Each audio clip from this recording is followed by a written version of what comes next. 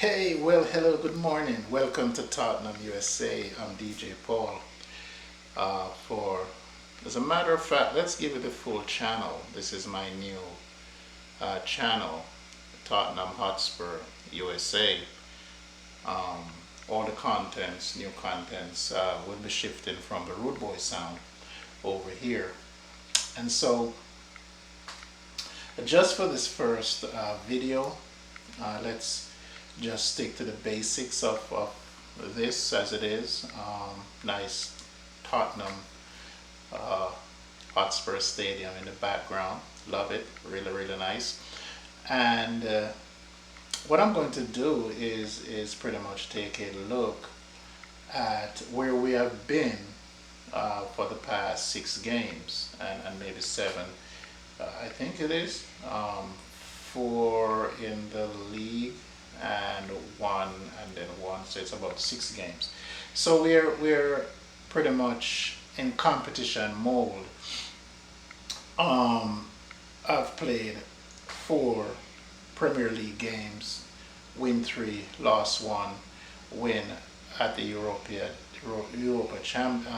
League's champion. I'm shuffling here to get everything going and get it right. But importantly, we have a good start to the season. I know other fans and others are going to be jumping off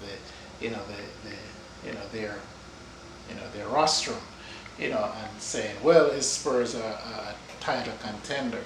There's no sign, there's nothing to say that Spurs will be in that conversation right now based on what the likes of Arsenal, Chelsea, Liverpool, City just found back their legs, and so there's a lot to digest. Newcastle have not hit their strides, and so there's still more teams around us that we have to be mindful of. But you take the good start as a Spurs fan, and say, hey, let's build on it. We take the results from the Champions League game and said, let's build on that as well.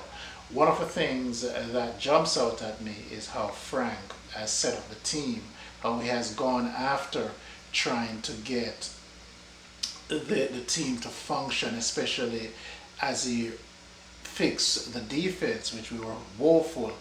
That contributed a lot to where we finished and the amount of games that we actually lost last year. There are things in there that we can point to as a fan or as fans and say, hey, we were pretty much deficient in this area, especially as it came to the management part of it. And even though we thank you very much, Ange Postecoglou, for giving us that Champions European League title, we still demand more of our club. We're not supposed to be finishing 17th and losing 22 games in one season. That is a recipe for firing and being on the precipice of being relegated. And so the move was made, Frank came in, and that's a good thing. So just looking at Frank and seeing how he operates, I think I like this frankly speaking, frankly do it in the Frank's way, is that now that we're seeing that is built or building the team from the back, that is a good thing as well. And so as we look at it, I'm going to take a shot at some of the fans who are saying, go to a back 3, go to this, go to that, and I'm trying to figure out for what reason. I would not change a thing if it does not demand that we do. We don't have an injury crisis. We don't have a quality crisis at the back. We are not being breached. We have a very good midfield, and that is where you set the standard as to how you're going to play.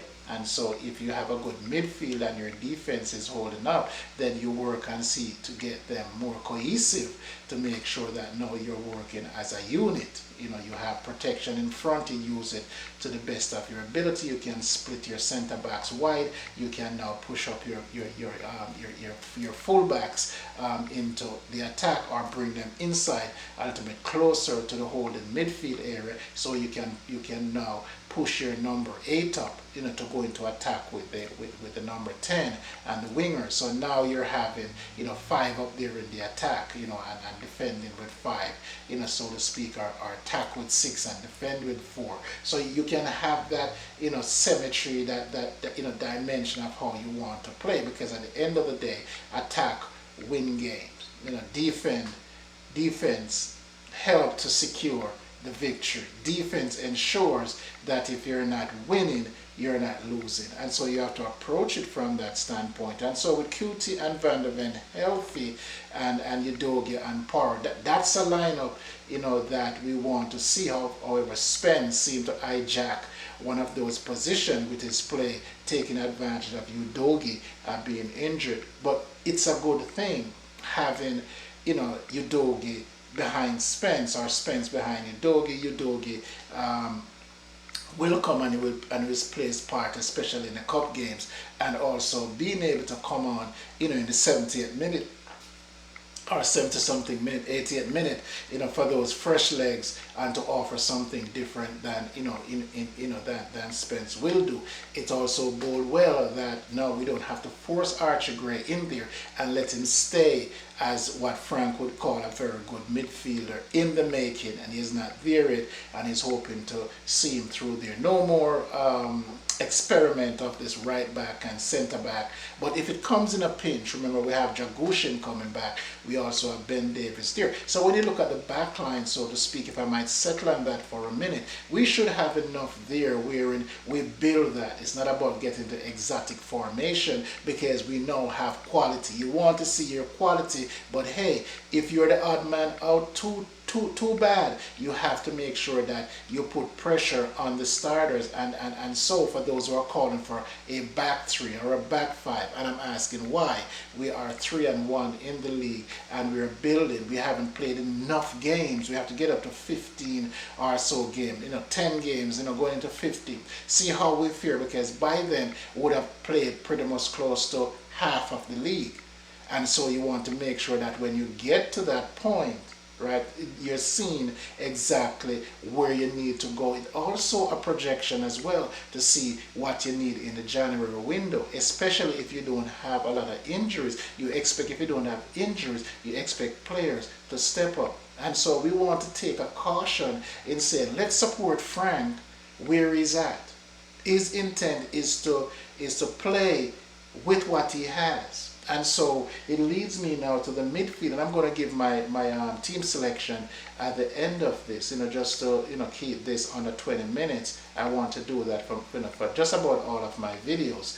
When you look at what we're having in the midfield, I would say, we're okay. We're okay with Bentancur and Sarr and Palinia and Bergvall. Hopefully Basuma comes back in the fold.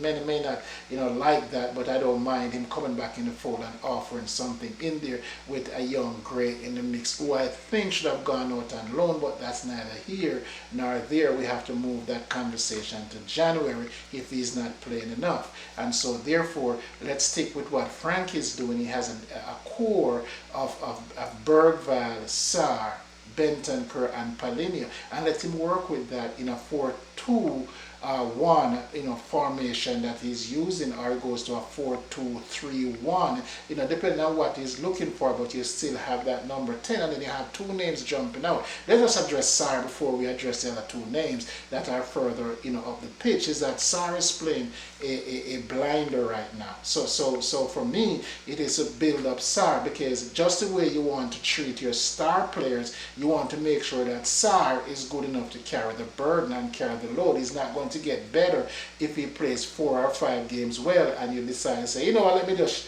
take him off for the sake of it, or substitute him, in terms of platooning him. That's the word I'm looking for the sake of it. What you want to do is substitute him. You will substitute him enough to make sure that he has the legs for tomorrow. And whoever is behind him now have to show that they deserve to play. You don't just switch him out for the sake of switching him out. You want to make sure that who's behind him is going to come and keep the same standard. And so Sarr is not supposed to be looking over his shoulder. And so we know Palina is not going to look over his shoulder. The only person that's going to go replace him there if he has to is Bentancur. Bentancur can come in for Sarr as well, in what we have now. So we just have three players for 2 positions right now. And it's okay, because Palina 9 out of 10 times is not going to play the full game. Sarr is not going to play the full game. So Anywhere you start, if you start with Bentancur and Palinia together, because Palinia, not Palinia, but Bentancur does have a little bit more forward passing in him than Sarr does, but Sarr actually covers a lot of blade. He's big, he's strong. Not big, but he's strong and height and leg and all of that good stuff, and covers the entire pitch. He needs to work on his passing, vertical passing more than anything else. But that takes time. And what will help him is having a midfielder like, say, James Madison type, who will take the ball and use it so it covers up everything that is lacking in Sarr, because Sarr will be the one who's feeding the ball here, and he played short, just the way Eriksson, when you have Winks and you have Dembele and you have Wanyama, the ball used to find its way to Eriksson. Eriksson does wonderful thing with it. So it doesn't matter what Winks was doing, doesn't matter what Dembele or Wanyama was doing, they were doing their job, and their job was to get the ball to Eriksson and Del Ali. And so you want to see that kind of thing coming from, Pape Sarr. The earlier I can get rid of it, not because it's a hot potato, but because it makes it put the team in a forward motion in building the team, and you're doing the secondary part of just winning the ball or receiving the ball from the back, being the passer, to initiate the offense. You're a midfielder, so you have to develop some form of creativity in you.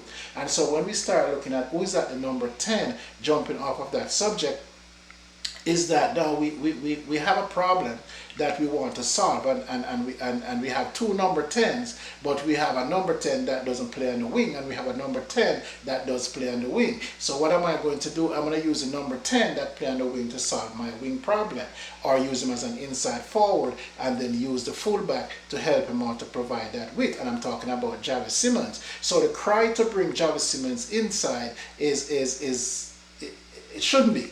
Right. Let's stick to what is working. The fact is that Javi Simmons need to get up to speed, yes, and he does have the ability to create from the inside forward position.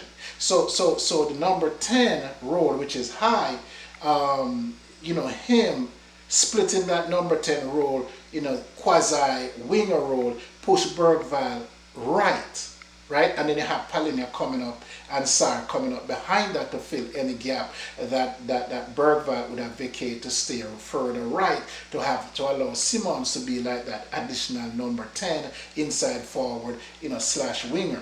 Right, you want to see him play like that, and therefore that helps the team. So now, if you're going to want to bring Javi central individually, as a number 10, isolated number 10, then what you're creating two problems for yourself, or maybe three, because here are the things that are going to affect that. What's going to affect that is that now you have to look for a spot for Bergvall, right? Because Bergvall is playing well, Sarr is playing well. Do you drop Sarr and put Bergvall, who is a little bit more creative, a little bit more industrious in terms of the creativity, not in terms of his workflow? Sarr does have the better workflow, more legs, more engine. Do you drop Bergvall for Simmons? Technically, that's what you'll be doing. You do that, that's going to affect, Palinia's partner, and you don't want to mess with that. So you have to make sure that when you bring Simons in, you're bringing Simons inside because you want to do it on a rotation and not because you want to drop Bergvall. So you have to look at it that way. You're going to bring him inside not because you want to drop Sarr for Bergvall, because now you're upsetting the team, because what you're doing now is that you're taking where you have now solve a problem that you have. We don't have a winger, right? And what we're doing is cultivating something between Simons and Spence, right? Rather than going back to Tell, trying Richarlison, maybe Kulumuani, and Odeberg. So you have four players that you have absolutely no confidence, apart from Muani, that you have no confidence in who can get the job done. And you have one that you say, well, he can hold the fort down maybe until